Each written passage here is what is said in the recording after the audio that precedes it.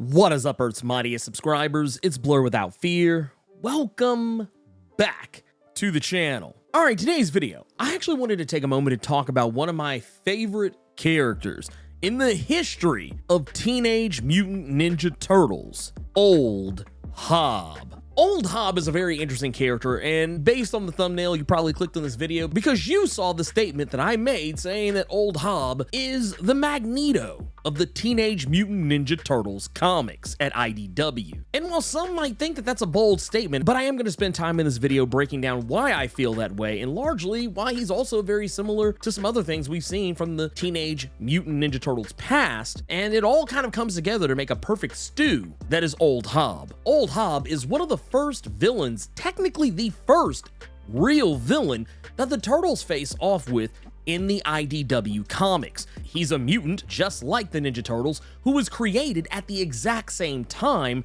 that the Turtles were mutated during the Foot Clan break-in at Stockgen, where the Turtles and Splinter were test animals when the Foot Ninjas who tried to steal the canister of mutagen were bitten by Splinter, causing the canister to fall out of their hands and tumble down a sewer drain along with the Turtles and Splinter. They were literally surrounded by and covered in the secret ooze. While Old Hob didn't necessarily come into contact with the ooze at the exact same time as the Turtles and Splinter, when Hob, just a normal common street cat, he saw an opportunity for food. He was starving and tried to go after one of the Turtles, and that turtle being Raphael. But considering that Raphael was literally covered in the ooze, him biting down onto Raphael and of course trying to carry him away, this is what ultimately led to his transformation. But due to the nature of Splinter clawing at Hob's eye while trying to save Raphael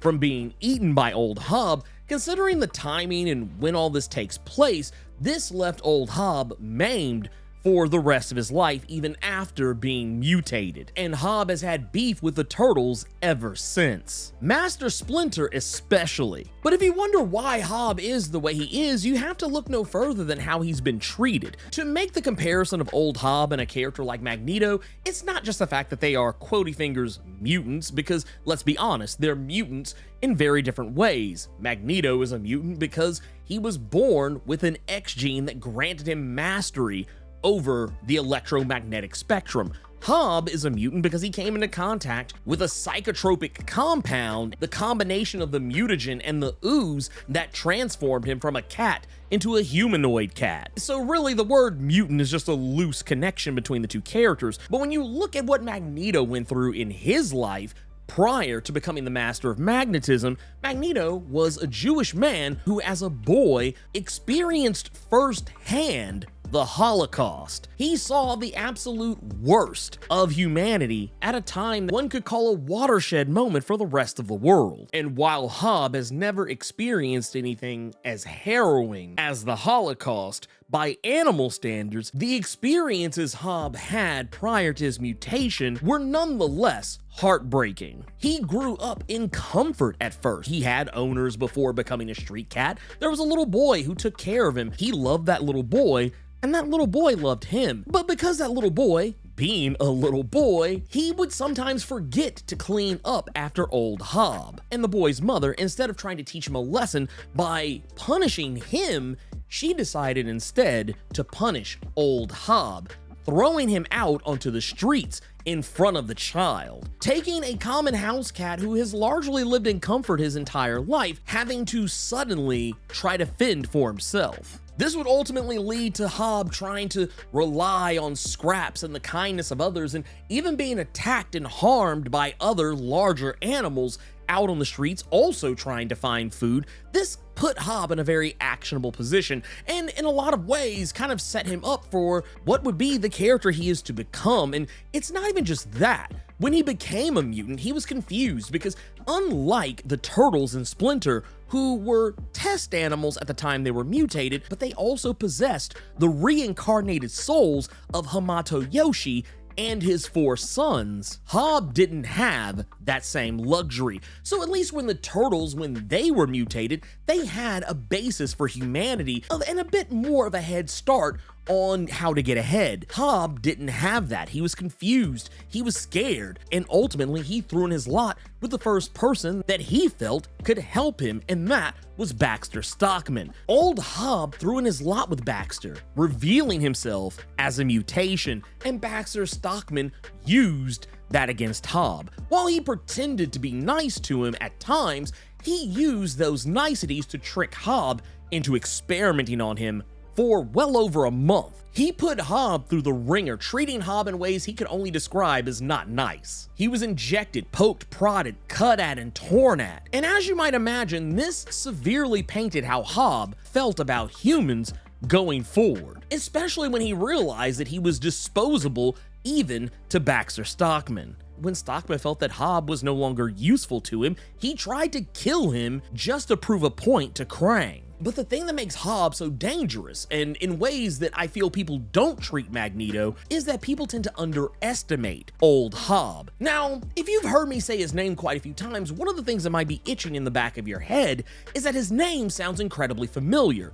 Well, the reason why is not because he's a character who used to be in the old Mirage Teenage Mutant Ninja Turtle comics, though he is technically based on a couple of different characters who existed in the comics and other adaptations of the TMNT in the past. One of the most popular ones is the character Caesar, who existed in the old Teenage Mutant Ninja Turtles tabletop role-playing game from back in the 80s. And Caesar and Hob have a lot in common. They have about roughly the exact same trajectory, with both characters building themselves up to being self-made mutants who end up leading teams built specifically to protect mutants from humans by any means necessary. There's also another character by the name of Scratch, who also is a very similar character to Hob. Scratch was a character who largely only existed in the video game Teenage Mutant Ninja Turtles 3 Radical Rescue, and as an action figure, so most people I would be surprised if they actually knew who the character was. But the reason I say all this is because Hob shares a lot in common with previous feline characters. More specifically, Scratch, because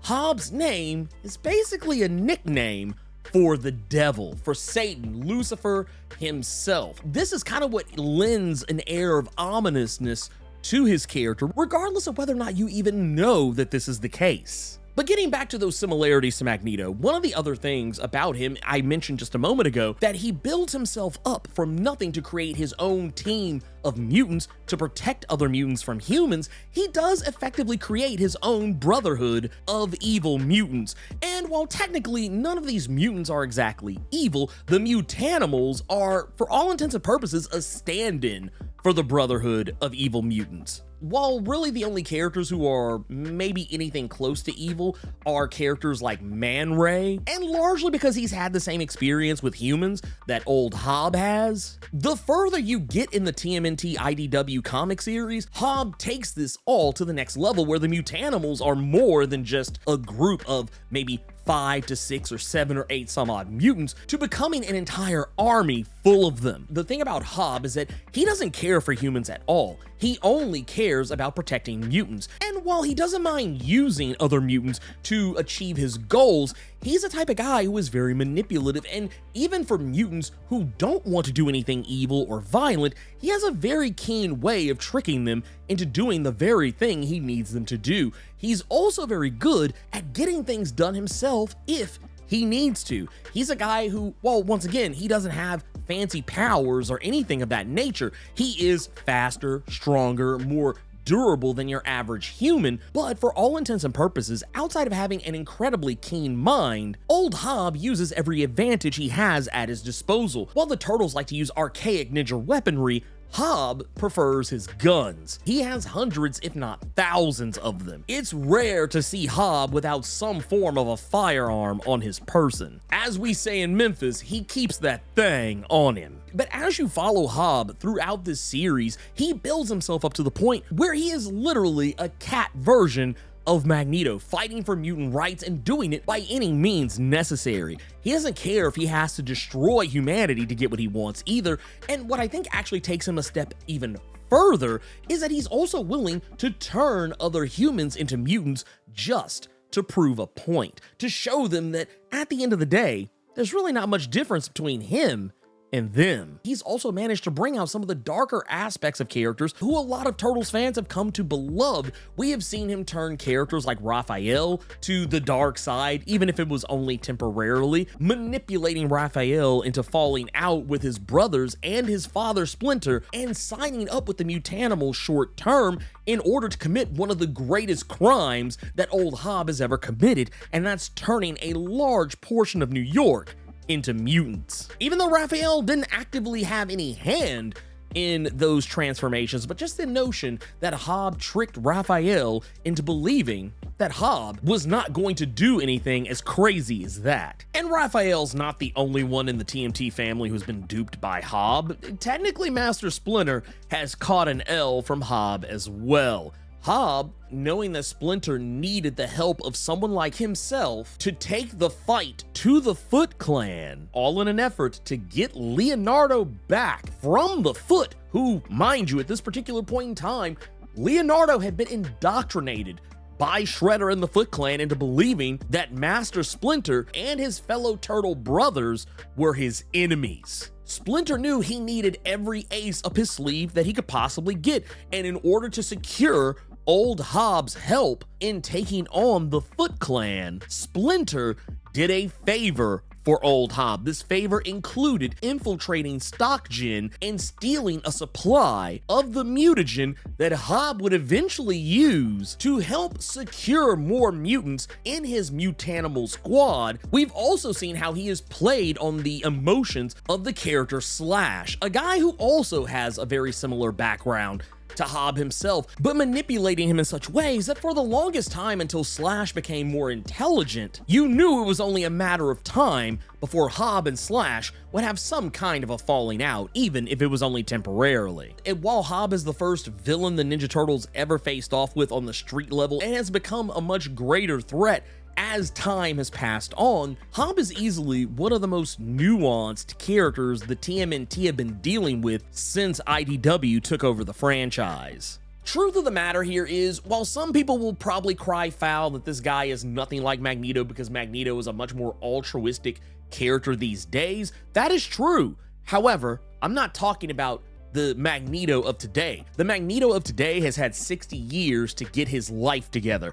I'm talking about how Magneto used to be back in the 60s and the 70s. Hell, even a part of the 90s. The first 30 some odd years of Magneto starting back in 1963, leading up to around roughly 1993, this was pretty much the time where Magneto was exclusively a villain, save for maybe a few times here and there. There was a time where he did actually work with and lead the X-Men, but it wasn't until the mid to late 80s where Magneto started to take that journey towards becoming a more altruistic character. And even after he did take those steps, he would backslide now and then and become a villain once again. We really didn't start seeing heroic Magneto on a regular basis until he was a good 40 some odd years in his publication history. So yes, this is more of what the original Magneto was like. I would even dare say probably closer to that late 70s, early 80s version of Magneto that we used to get. You guessed it, obligatory channel outro time. If you're not subscribed to the channel, consider doing so. Clicking that subscribe button and tapping that notification bell ensures that you get more videos just like this one, and you don't miss any of my other content that I drop throughout the week, plus